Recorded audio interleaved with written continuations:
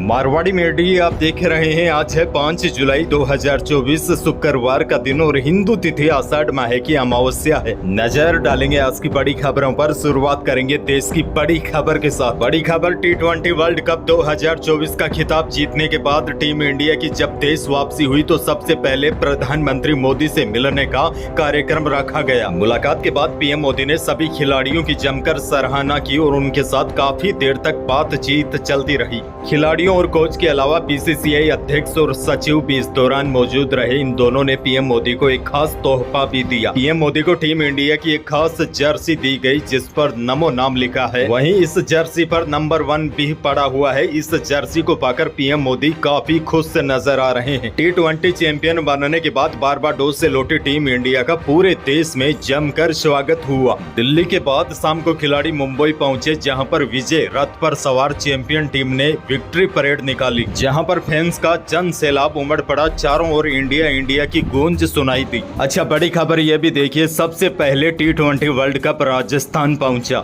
इसको लेकर कल मैंने आपको एक वीडियो भी दिया था, फिर भी आपको बता दूं। वेस्ट इंडीज के बारबाडोस से जो एयर इंडिया का विमान आया वह सबसे पहले सुबह 5 साढ़े 5 बजे के करीब राजस्थान पहुंच गया था और मैंने इस विमान को ट्रैक भी किया था। ये पहले दंतौर, उसके बाद खाजूवाला, बीकानेर, श्री डूंगरगढ़, चूरू, सिक्कर, झुंझुनू के आसमान से होता हुआ दिल्ली पहुंचा। आपको बता दूं, बारबाडोस भारत से करीब 13,000 किलोमीटर दूर है, यानी कि T20 वर्ल्ड कप राजस्थान के आसमान से होकर गुजरा। बहरहाल आगे बढ़ते हैं। देश की एक और बड़ी खबर, यूपी के हाथरस में सत्संग के बाद मची भगदड़ में मौतों का आंकड़ा बढ़कर 123 हो गया है। इनमें 113 महिलाएं, 7 बच्चे और 3 पुरुष शामिल है। वहीं पुलिस ने एटा, हाथरस और मैनपुरी से 30 से ज्यादा लोगों को हिरासत में लिया है। ये सभी भोले बाबा से जुड़े हैं। वैसे आपको ये भी बता दूं, हादसे के इतने घंटे गुजर जाने के बाद भी पुलिस नारायण साकार हरि उर्फ भोले बाबा तक नहीं पहुंच सकी है। बाबा कहां छिपा है किसी को नहीं पता। कानपुर और हाथरस समेत 8 ठिकानों पर छापा भी मारा गया, लेकिन बाबा अभी भी पुलिस की पकड़ से दूर है।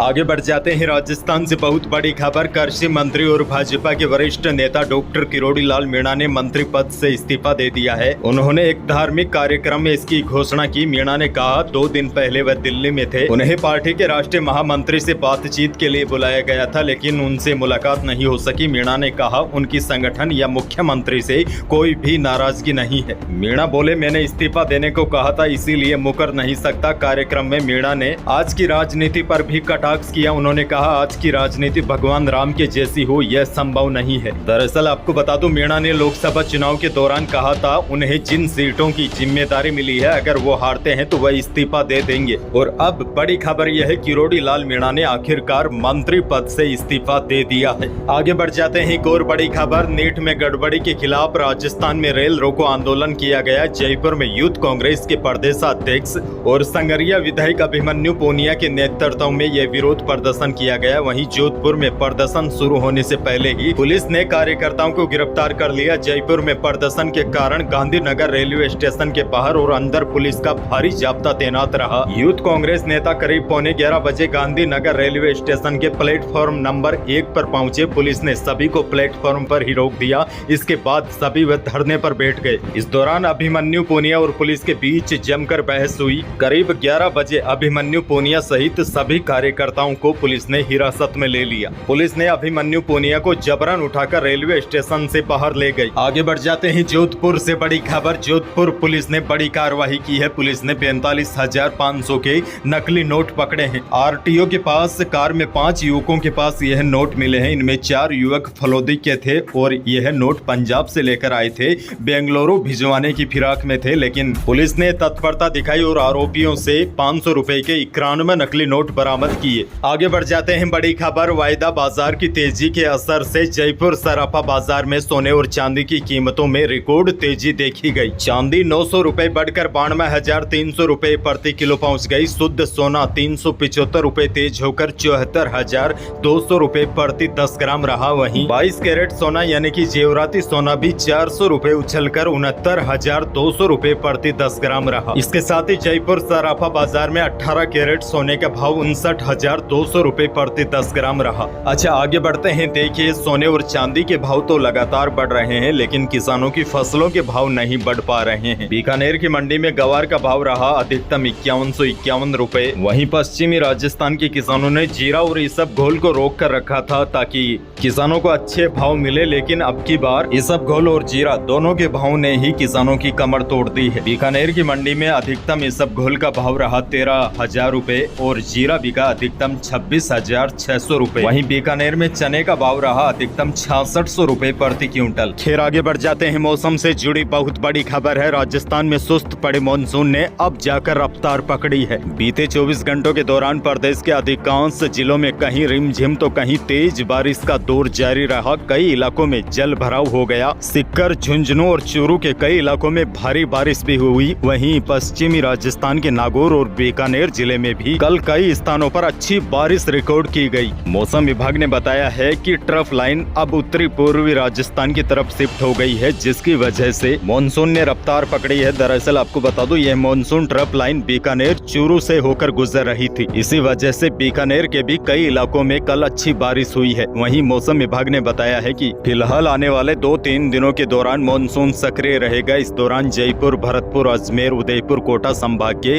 कई स्थानों में भारी बारिश होने की संभावना है। और अच्छी बात यह है, पश्चिमी राजस्थान के बीकानेर संभाग के भी कुछ भागों में आने वाले 24 घंटों के दौरान मेघ गर्जन के साथ बारिश होने की संभावना है। और जोधपुर संभाग के पूर्वी भागों में तो कहीं कहीं पर हल्के से लेकर मध्यम दर्जे की बारिश की संभावना है, लेकिन सीमावर्ती क्षेत्रों में यानी कि पश्चिमी हिस्सों में फिलहाल ज्यादा बारिश की संभावना नहीं है। हालांकि अच्छी खबर यह है, आने वाले 1-2 दिनों के दौरान प्रदेश के ज्यादातर हिस्सों में बारिश की पूरी संभावना है। हो सकता है कुछ स्थानों पर बारिश हल्की रहे। अच्छी बात यह है, राजस्थान के ज्यादातर इलाकों में अब मानसून पूरी तरीके से सक्रिय हो गया है। अगले 2 दिनों के दौरान मात्र कुछ स्थानों को छोड़कर बाकी प्रदेश के सभी भागों में बारिश की पूरी संभावना मौसम विभाग ने जताई है। आगे बढ़ जाते हैं, बड़ी खबर। केंद्र सरकार के इसी माह पेश होने वाले बजट में प्रधानमंत्री आवास योजना ग्रामीण पर मिलने वाली सब्सिडी को सरकार 50% तक बढ़ाने की योजना बना रही है। सूत्रों की माने तो ग्रामीण आवास योजना के लिए सब्सिडी की राशि को 32,000 करोड़ रुपए से बढ़ाकर 55,000 करोड़ रुपए करने की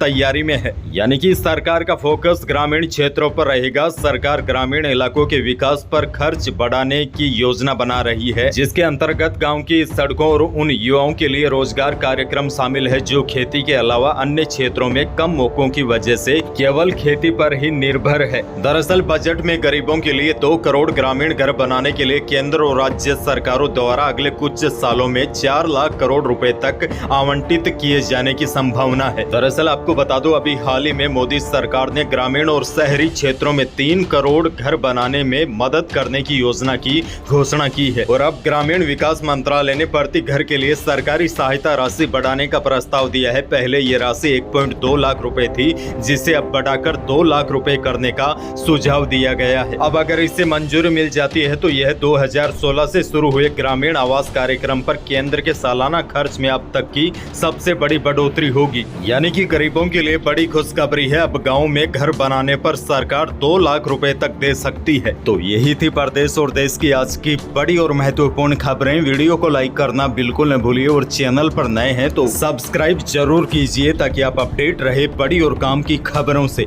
धन्यवाद।